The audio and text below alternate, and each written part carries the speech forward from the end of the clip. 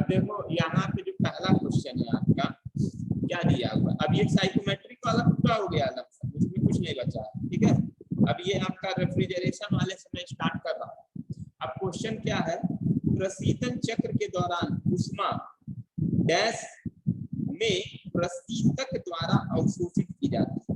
तो प्रशीतक द्वारा अवशोषित की जाती है। तो पूरे आप देखिए रेफ्रिजरेशन साइकिल में 4 मुख्य अंग होते हैं, कंप्रेसर होता है, कंडेंसर होता है, प्रसार वाल्व होता है और इवेपोरेटर होता है, वाष्पित होता है। तो किस इन चारों अंगों में किसके द्वारा जो है ऊष्मा का अवशोषण किया जाता है, प्रशीतक के द्वारा ऊष्मा का अवशोषण किसमें किया जाता है?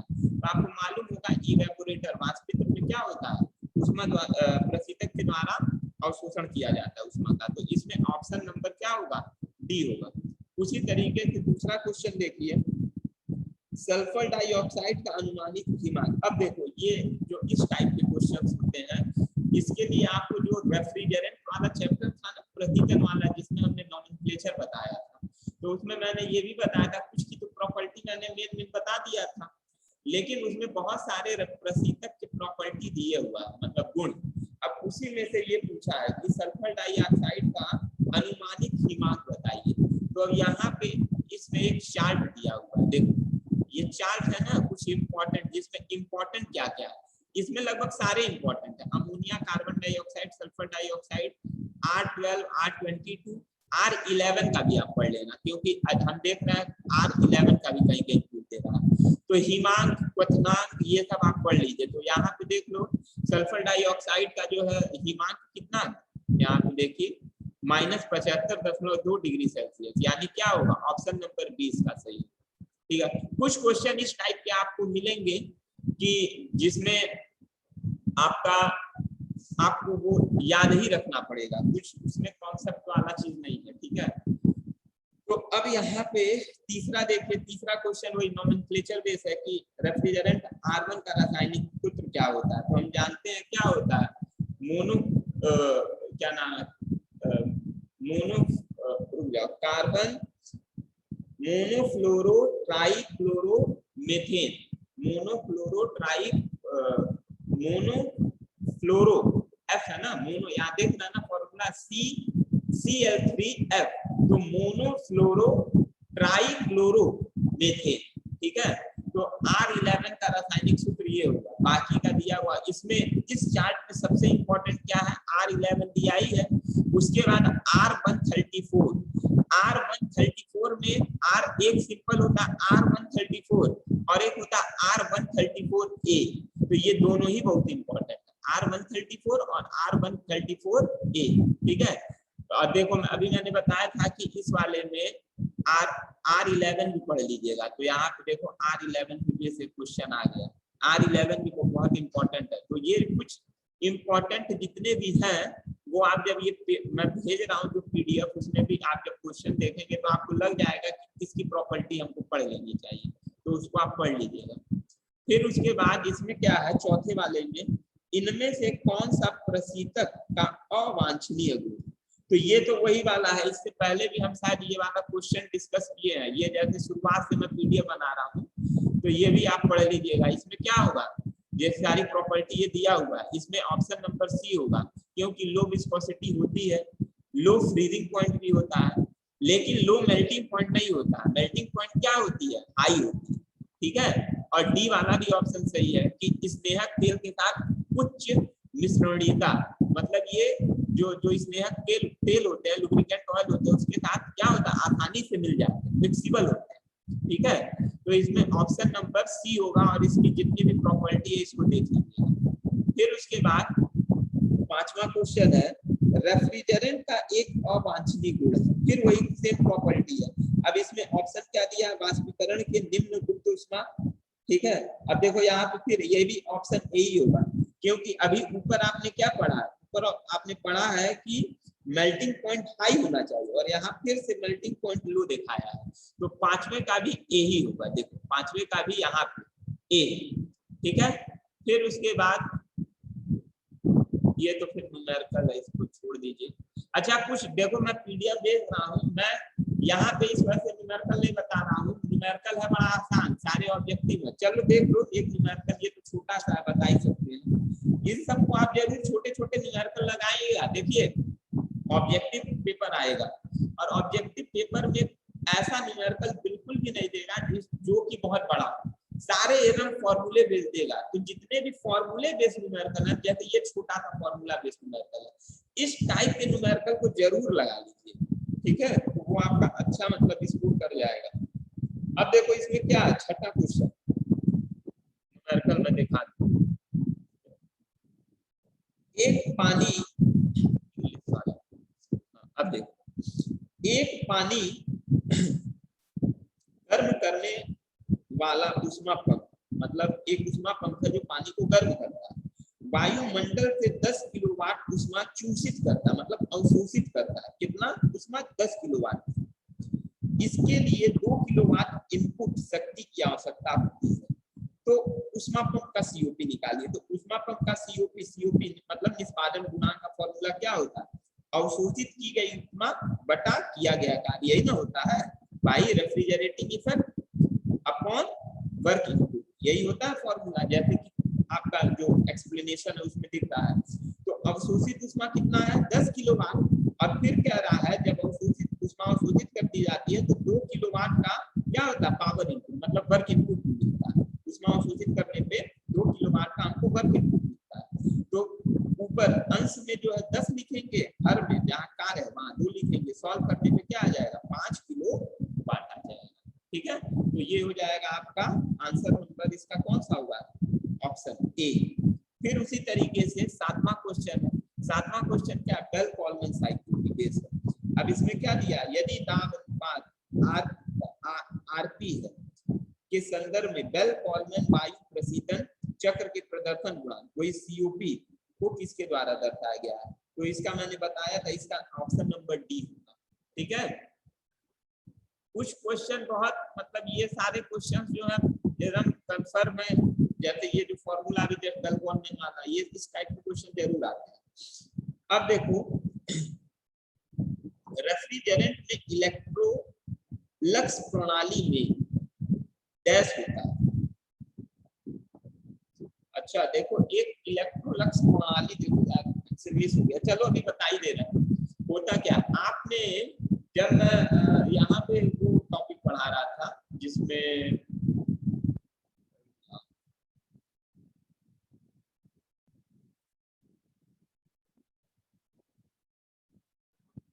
टॉपिक का नाम नहीं याद आ रहा है यार, एयर रेफ्रिजरेशन साइकिल, हाँ एयर रेफ्रिजरेशन साइकिल था। तो उसमें मैंने बेल कॉलमैन साइकिल पढ़ाया था और उसके बाद वो पढ़ाया था कि किस तरीके से जो है वायुमंडल में जो है जो वायुयान उड़ते हैं उसको हम किस तरीके से उसके कैबिन को ठंडा करते हैं, पढ़ाया था ना। तो उसमें मैं उसका जो है वो टीएस जब डायग्राम बनाया था उसका कोएफिशिएंट ऑफ फैक्टर निकालने के लिए मैं फॉर्मूला पूरा डिराइव कर रहा था, लेकिन उसी बीच में मैं कॉपी चेक करने चला गया था तो वो कंप्लीट नहीं हो पाया था, ठीक है। तो उसके बाद क्लियर ही हो गया कि ऑब्जेक्टिव क्वेश्चन आएगा, तो मैंने छोड़ भी दिया क्योंकि वो पूरा डिराइवेशन कोई मतलब नहीं जब ऑब्जेक्टिव क्वेश्चन आएगा। उसी चैप्टर में ये भी था, क्या नाम है, इलेक्ट्रोलक्स। तो इलेक्ट्रोलक्स में देखो यहाँ एक्सप्लेनेशन में क्या दिया है, एक्सप्लेनेशन में दिया हुआ है इलेक्ट्रोलक्स रेफ्रिजरेटर सिस्टम में पंप को विस्थापित करके 3 फ्लूइड, यही इंपॉर्टेंट है। जैसे कि आपने पढ़ा है अभी तक 2 तरह का, जैसे वो पढ़ा है ना लिथियम ब्रोमाइड, तो लिथियम ब्रोमाइड और जल, तो वहां पे क्या है लिथियम ब्रोमाइड अवशोषक है। उसी तरीके से आपने जो है जल और ऑक्सीजन जल और उसका मिश्रण पढ़ा था, 2 का मिश्रण जिसमें जल क्या था, अवशोषक था। यही इसी में एयर रेफ्रिजरेशन सिस्टम में अमोनिया और जल का मिश्रण, तो वहां पे क्या था, अमोनिया जो है आपका एज ए रेफ्रिजरेंट काम करता था। रुके रहो, देखो यहाँ पे ये दिया हुआ है, जैसे ये तो 3 का लेके दिया हुआ है, मैं पहले 2 वाला बता रहा हूँ। अमोनिया और जल के मिश्रण में क्या था, अमोनिया प्रशीतक के रूप में उपयोग होता था और जल क्या अवशोषक के रूप में उपयोग होता था। जो एयर वो क्या कहते हैं एयर वेपर एब्जॉर्प्शन सिस्टम ठीक है। वाष्प अवशोषक प्रणाली में हमने पढ़ा था ना मिक्सचर, तो वहाँ अमोनिया और जल का मिक्सचर है, तो वहाँ जल अवशोषक है, अमोनिया क्या प्रतितक का काम कर रहा है। उसी तरह से लिथियम ब्रोमाइड और जल, ठीक है। तो ये जो है दो के मिश्रण है, लेकिन इलेक्ट्रोलक्स कहाँ पे आता है, जहाँ 3 का मिश्रण होता है। जैसे अब इसमें एक्सप्लेनेशन में पढ़िए, इलेक्ट्रोलक्स रेफ्रिजरेटर सिस्टम में पंप को विस्थापित करके 3 फ्लूइड का मतलब 3 तरीके के मिक्सचर सिस्टम का प्रयोग किया जाता है, जिससे इनमें दी जाने वाली हाई ग्रेड एनर्जी पूर्ण रूप से लो ग्रेड एनर्जी में परिवर्तित। अब इम्पोर्टेंट यहाँ से इस 3 फ्लूइड अवशोषण सिस्टम, इसे 3 फ्लूइड अवशोषण सिस्टम भी कहते हैं। मतलब इलेक्ट्रोलक्स को हम क्या कहते हैं, 3 फ्लूइड अवशोषण सिस्टम कहते हैं। मतलब इसमें 3 तरीके के मिक्सचर होते हैं। अब एग्जांपल दिया हुआ है, जैसे अमोनिया है, पानी है और हाइड्रोजन। अब ये तीनों का मिक्सचर, जहाँ क्या है, अमोनिया प्रतिष्ठक का काम कर रहा है, पानी अवशोषक का काम कर रहा है और हाइड्रोजन जो है पंप के स्थान पे काम कर रहा है, ठीक है। तो ये तीनों का अलग अलग काम होता है, ठीक है। क्या करना है, अगर इसको आपको अगर इस तरीके से नहीं समझ में आएगा तो मैं एक दिन छोटा सा, आज ही हो सके अभी उज्ज्वल सर का क्लास में लूं, तो उसमें मैं थोड़ा सा आपको इलेक्ट्रोलक्स के बारे में एक्सप्लेन करूंगा और अच्छे से, ठीक है। लेकिन इतना क्लियर हो जाएगा आप लोग को, इतना तो क्लियर हो गया होगा इलेक्ट्रोलक्स का मतलब क्या है, जहाँ 3 फ्लूइड का मिक्सचर हो, ठीक है, 3 चीजों का मिक्सचर, ठीक, ये दिमाग में रखिएगा। फिर ये देखिए इसमें क्या दिया हुआ है कि रेफ्रिजरेंट का एक ऐसा मिश्रण जिसका क्वथनांक स्थिर होता है कहलाता है। क्या कहलाता है, ये अभी मैंने वही रेफ्रिजरेंट वाले चैप्टर में पढ़ाया था, एजियोट्रोप्स मिक्सचर, मतलब एजियोट्रॉपिक मिक्सचर कहलाता है, जिसमें आपने पढ़ा था ना R-500 से स्टार्ट होता था, वो सब क्या है, एजियोट्रॉपिक मिक्सचर्स। तो रेफ्रिजरेंट का एक ऐसा मिश्रण, यहाँ पे आपको क्वेश्चन देखिए, पढ़िए, रेफ्रिजरेंट का एक ऐसा मिश्रण पूछ दिया, तो रेफ्रिजरेंट वाले चैप्टर में मिश्रण में एक ही होता ही है, वो होता है एजियोट्रोप। बाकी अमोनिया हो गया या और नियान हो गया, फ्रियोन हो गया, ये जितने भी रेफ्रिजरेंट है ये मिक्सचर नहीं होते हैं। केवल जो एजियोट्रोप्स जो रेफ्रिजरेंट होते हैं, प्रशीतक होते हैं, वो क्या होते हैं, कॉम्बिनेशंस होते हैं, मिक्सचर्स होते हैं। तो यहाँ पे आप वैसे ही पकड़ लेंगे कि रेफ्रिजरेंट का एक ऐसा मिश्रण जिसका क्वथनांक स्थिर हो, तो मिश्रण है, इसका मतलब option number C azeotrope mixture होगा, ठीक है।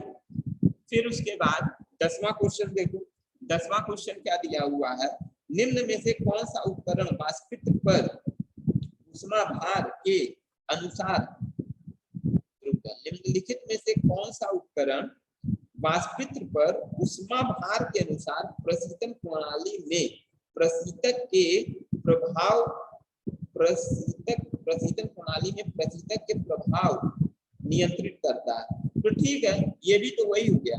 क्वेश्चन ये दिया हुआ है कि जैसे एक आपका जो है वाष्पित्र वेपर कंप्रेसर साइकिल है, मान लीजिए कोई साइकिल है, ठीक है। अब कह रहा है निम्नलिखित में से कौन सा उपकरण, इसमें से कौन सा ऐसा उपकरण है जो वाष्पित्र पर, वाष्पित्र मतलब इवेपोरेटर पर ऊष्माभार के अनुसार प्रशीतन प्रणाली में प्रशीतन के प्रवाह नियंत्रित करता है। आप जैसे पढ़े होंगे ना, बीसी साइकिल 4 मुख्य अंग होते हैं, तो कह रहा है कि जो इवेपोरेटर है, वाष्पित्र है, उस पर कौन ऐसा अंग है कि जो इवेपोरेटर पे जब प्रशीतक पहुंचता है तो उसको इवेपोरेटर पे एक निश्चित मात्रा में भेजता है। क्वेश्चन का मतलब ये, उसको नियंत्रित करके भेजता है इवेपोरेटर, नियंत्रित मात्रा में। तो इवेपोरेटर के बगल में कौन सा, जो इवेपोरेटर से सटा कौन सा इक्विपमेंट लगा होता है, आप जानते हैं प्रसार वाल्व लगा होता है। और प्रसार वाल्व का काम क्या होता है, प्रसार वाल्व का काम ये होता है कि जो प्रशीतक है उसको ठंडा करके नियंत्रित तरीके से कहाँ भेजे, वाष्पित्र में, जिससे कि वाष्पित्र में वो क्या हो, जो भी अंदर खाद्य पदार्थ रखे हुए हैं उससे ऊष्मा को अवशोषित करे। तो इसका जो ऑप्शन होगा, इसका ऑप्शन होगा क्या, डी ऑप्शन होगा।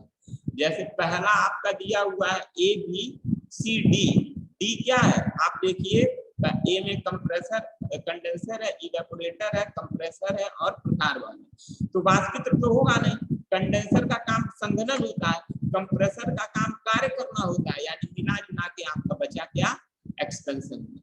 अब उसी तरीके से देखिए, ये भी इस टाइप के क्वेश्चन बहुत इंपॉर्टेंट। संशोधित पॉलिस्टर किस प्रशीतक युक्त संशोधित पॉलिएस्टर किस प्रशीतक युक्त प्रशीतन प्रणाली में प्रयुक्त, अरे यार इतना ऐसा हिंदी दे देता है कि कंफ्यूज हो जाते हैं इंग्लिश पढ़ने के बाद।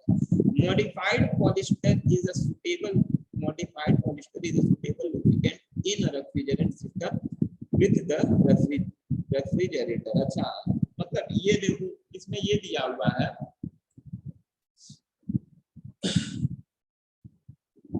अब यहाँ पे थोड़ा सा लैंग्वेज इसका सही नहीं दिया है। क्वेश्चन ये पूछा है कि कोई, मैं अपने मन से बता रहा हूँ क्वेश्चन पूछा क्या है। क्वेश्चन ये पूछा है कि कोई रेफ्रिजरेंट प्रणाली है और उसमें जो है, जो यहाँ दिखा है ना, modified polyester is a suitable lubricant in a refrigeration system। मतलब उस रेफ्रिजरेशन प्रणाली में ये जो पॉलिएस्टर है ये क्या है, एक लुब्रिकेंट का काम कर रहा है, इसमें तेल का काम कर रहा है, ठीक है। तो उसमें जो है इस प्रणाली में जिसमें संशोधित पॉलिएस्टर एज जो है तेल के रूप में, लुब्रिकेंट के रूप में काम कर रहा है, तो उसमें जो है ये क्या नाम है, प्रशीतक क्या होना चाहिए। तो ये 4 ऑप्शन है। तो मैंने जब, तुम्हें याद होगा जब मैं क्लास दिया था तो मैं बता रहा था कि अगर एडवांस में जब भी पूछेगा, लेटेस्ट का कोई पूछेगा, तो प्रेजेंट टाइम में रेफ्रिजरेशन प्रणाली में सबसे ज्यादा प्रशीतक का उपयोग होता है R134 या R134A। तो इसमें ऑप्शन देखो क्या है, R134A है, तो आप मिल करके R134A लगा देंगे, ठीक है। अब उसके बाद आ गया ये वाला क्वेश्चन, देखिए वायु प्रशीतन प्रणाली इस प्रकार का, ये तो सिंपल है भाई, ये बताइए, इसमें तो सिंपल हो जाए, बेल कॉलमैन साइकिल पे काम करता है वायु प्रशीतन प्रणाली, ऑप्शन बी हो जाएगा, ठीक है। अब उसके बाद ये 13वां देखिए, 13वां क्या कह रहा है, घरेलू रेफ्रिजरेटर में आमतौर पर इस्तेमाल किए जाने वाला रेफ्रिजरेट। तो इसमें देखिए आंख मूंद करके, इसमें ऑप्शन में मैंने क्या बताया, जब भी R134A या R134 होगा तो हम सीधे से आंख मूंद करके उसी को लगा देंगे। तो ये भी ऑप्शन नंबर क्या हो जाएगा, सी हो जाएगा। फिर उसके बाद चौथा देखिए, चौथा क्या, 14वां क्या कह रहा है, निम्नलिखित में से कौन सा रेफ्रिजरेशन प्लांट से संबंधित एक प्रकार का, निम्नलिखित में से कौन सा रेफ्रिजरेशन प्लांट से संबंधित एक प्रकार का वाटर कूल कंडेंसर नहीं।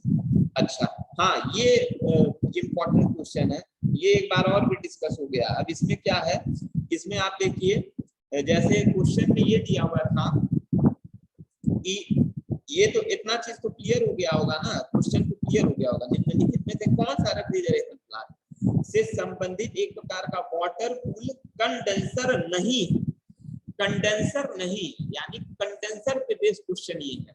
तो कंडेंसर हम लोग जितना भी पढ़े हैं, आप देखे भी होंगे, बहुत सारे फ्रिज के पीछे जो है, जो भी रेफ्रिजरेटर होता है, पीछे नली होती है, छोटी छोटी पतली पतली नली होती है, वही कंडेंसर का काम करता है। तो अब इसमें ऑप्शन देखिए क्या दिया है, सेल और ट्यूब टाइप कंडेंसर। यहाँ कंडेंसर का टाइप पूछ रहा है, कौन जो है वाटर कूल कंडेंसर नहीं, ये पूछा है। तो सेल और ट्यूब टाइप कंडेंसर है, फिर ट्यूब इन ट्यूब कंडेंसर है, ठीक है, फिर सेल और कॉइल टाइप कंडेंसर है, और प्राकृतिक संवहन। तो प्राकृतिक संवहन नहीं होता है, बाकी सारे का इस्तेमाल है, सारे जो है वाटर कूल कंडेंसर है, लेकिन नेचुरल कन्वेक्शन जो है वाटर कूल कंडेंसर नहीं, ठीक है। तो ये ऑप्शन नंबर क्या होगा, डी इसका सही आंसर होगा। फिर उसके बाद 15वां देखिए, घरेलू रेफ्रिजरेटर डैश पर कार्य करता है। अरे भैया सीधे से ऑप्शन नंबर ही मार दीजिए, घरेलू रेफ्रिजरेटर सबसे ज्यादा किस पे कार्य करता है, वेपर कंप्रेसर साइकिल पे कार्य करता है, ऑप्शन नंबर ए। फिर उसके बाद ये भी न्यूमेरिकल है, इस तरह का न्यूमेरिकल मैंने क्वेश्चन में दिया हुआ था, नहीं ये वाला नहीं दिया था, दूसरा दिया था, देख लीजिएगा इसको। अब मैं इस पे आ रहा हूँ, 17वां क्वेश्चन। 17वां क्या कह रहा है, एक आदमी स्क्रीनशॉट लेके भेज देगा भाई। अब 17वां क्वेश्चन क्या, नोजल का उपयोग किनमें नहीं किया जाता है। सीधी सी बात है, नोजल का उपयोग जो है वेपर कंप्रेशन साइकिल में नहीं किया जाता है, बाकी सब में किया जाता है। चाहे वो स्टीम टरबाइन और टरबाइन में भी हम क्या करते हैं, नोजल की सहायता से ही भेजा जाता है। कोई भी वाष्प हो गया, पानी हो गया, तभी टरबाइन के ब्लेड चलते हैं। रॉकेट और जेट इंजन में इसका उपयोग जो है होना ही होगा, इसमें तो कोई डाउट ही नहीं। अब उसके बाद ये भी क्वेश्चन, ये मैं इस वजह से, ये क्वेश्चन मैं एक बार और रिवाइज करा दिया हूँ, लेकिन मैं इस वजह से, चूंकि मैं प्रॉपरली एक तरीके से फिर से आगे से पढ़ा रहा हूँ, तो मैं क्यों छोड़ूं, पढ़ाते जाऊंगा जहां तक हो जाएगा, जब तक टाइम है। इस बहाने जो लोग उस समय क्लास नहीं किए होंगे वो भी देख लेंगे इसको, ठीक है। तो ये मत समझिएगा कि क्या नाम है सर क्यों बार बार रिपीट वही क्वेश्चन कर, ठीक है। ज्यादा क्वेश्चन नहीं था उस समय, तो 15-20 क्वेश्चन ही यही दिया ही था। अब उसके आगे में आएगा तो देखते रहिए। अब यहाँ क्या, एक टन प्रति एकड़ प्रणाली बराबर होता है, इसमें ऑप्शन नंबर 3 है। ये मैंने पूरा आपके उस समय भी बताया था, ये सारा जो है आप रिलेशन देख लीजिएगा। ये तो मैं इतना गारंटी कह रहा हूँ, इस बार कोई कैसा भी पेपर हो उसमें ये क्वेश्चन तो फिक्स है ही। ये एक टन किसके बराबर होता है, ये किस फॉर्म में दे दे ये क्वेश्चन, अब ये मैं नहीं बता पाऊंगा, लेकिन इस पे एक क्वेश्चन जरूर आएगा रेफ्रिजरेशन के यूनिट 100%, ठीक है। अब उसके बाद इसमें देखिए क्वेश्चन 20, एक प्रशीतन संयंत्र में प्रत्यक्ष प्रसार वाष्पित्र में, प्रत्यक्ष प्रसार वाष्पित्र में in refrigeration plant in a direct expansion evaporator, ठीक है। यहाँ पे 4 ऑप्शन दिए हुए हैं। क्या ऑप्शन दिया हुआ है, प्रशीतक वाष्पीकरण के लिए चिमनी सतह वाली एक कॉइल, प्रशीतक वाष्पीकरण के लिए चिमनी सतह वाली एक कॉइल, थ्रॉटलिंग डिवाइस की कोई आवश्यकता नहीं, द्रव्य प्रशीतक एक सेल और ट्यूब हीट एक्सचेंजर में ट्यूबों के बाहर वाष्पित होता है, और ऑप्शन नंबर डी क्या है, प्रशीतक एक फिन वाले कॉइल में वाष्पित होता है जो इनमें से प्रवाहित होने वाली वायु तथा द्रव्य को ठंडा करता है। ऑप्शन नंबर डी सही होगा। अब देखिए ये जो है थोड़ा सा क्या है, ये चीज, ये इस तरह के क्वेश्चंस वही लड़का लगा पाएगा, ये सब रटने से नहीं आएगा। आप चाहेंगे इस क्वेश्चन को हम पढ़ लें और टिक लगा दें, नहीं, ये जब तक वो चीज पढ़ा नहीं होगा। वाष्पित्र कैसे काम करता है भैया, वाष्पित्र में क्या होता है, जब हम रेफ्रिजरेटर को भेजते हैं, रेफ्रिजरेंट को भेजते हैं, प्रशीतक को भेजते हैं, कहाँ भेजते हैं, प्रसार वाल्व से भेजते हैं। प्रसार वाल्व में वो क्या होता है, ठंडा हो जाता है, ठंडा हो करके जब वो पुनः लिक्विड स्टेट में आ जाता है और वाष्पित्र में जाता है, इवेपोरेटर में जाता है, तो किसी भी सहारे, पाइप के सहारे जैसे भी जाता होगा, तो वो क्या करता है, जो अंदर फ्रिज के अंदर जो भी खाद्य पदार्थ है, आलू, गोभी, दूध, दही, कुछ भी हो, उससे ऊष्मा को अवशोषित करके अपने अवस्था में परिवर्तन करता है। तो यहाँ पे वही चीज दिया, प्रशीतक एक फिन वाली कॉइल में वाष्पित होता है, मतलब ऊष्मा लेकर के क्या होता है, इवेपोरेट हो जाता है, जो इनमें से प्रवाहित होने वाली वायु या द्रव्य को ठंडा करता है, जो इनमें से प्रभावित होने वाली क्या करता है, वायु और द्रव्य को ठंडा करता है। सीधी सी बात है कि जब वो खाद्य पदार्थ से ऊष्मा अवशोषित करके वाष्प में परिवर्तित हो जाएगा कोई भी प्रशीतक, तो उसके अंदर जो भी चीजें होंगी, फ्रिज के अंदर जो भी चीजें होंगी, खाद्य पदार्थ, और फ्रिज के अंदर कुछ वायु भी तो होगा, वो उसको क्या करेगा, ठंडा कर देगा। तो ऑप्शन नंबर डी सही। फिर उसके बाद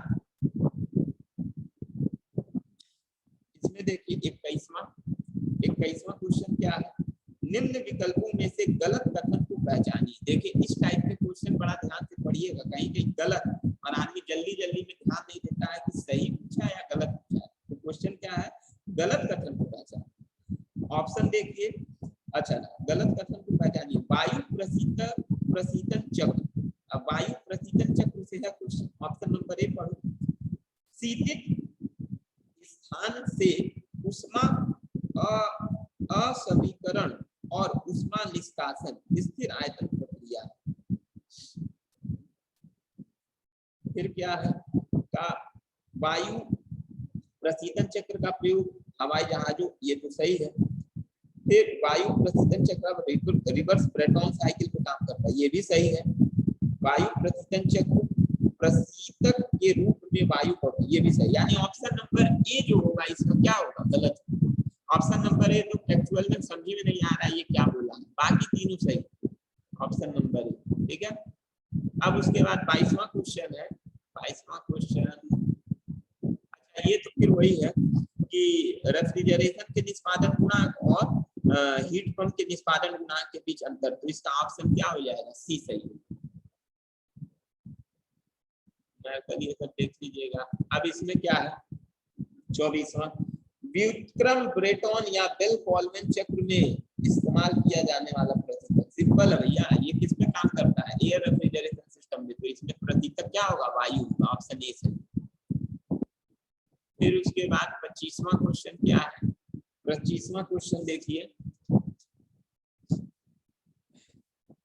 कार्नोट प्रशीतक के लिए सीओपी, कार्नोट प्रशीतक के लिए सीओपी, कार्नोट ऊष्मा पंप डैश होती है, किसके बराबर होती है।